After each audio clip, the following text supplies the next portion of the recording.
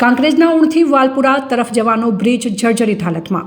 કાંકરેજ તાલુકાના ઉણ પાસે આવેલ બ્રિજ વર્ષ 2017ના અતિવૃષ્ટિમાં આવેલા પૂરમાં જર્જરિત થયો છે, જે અંગે ઘણીવાર રજૂઆતો કરવામાં આવી હોવા છતાં હજી સુધી આ બ્રિજની કોઈ મરમ્મત કે નવીન બ્રિજ મંજૂર કરાયું નથી।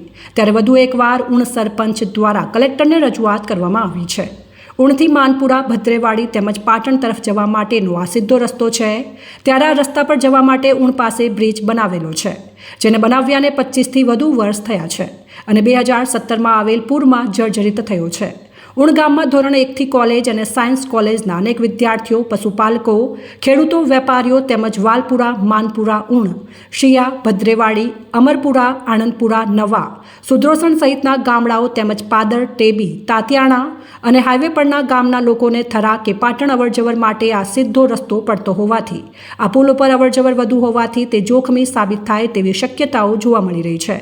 આગામી સમયમાં જો આ બ્રિજને નવો બનાવવામાં નહીં આવે તો મોટો અકસ્માત સર્જાશે, ત્યારે સત્વરે માર્ગ અને મકાન પંચાયત વિભાગ કે લાગતા વળગતા અધિકારીઓ દ્વારા તાત્કાલિક આ અંગે સર્વે કરવામાં આવે અને નવીન બ્રિજ બને તેવી લોકોની માંગ છે।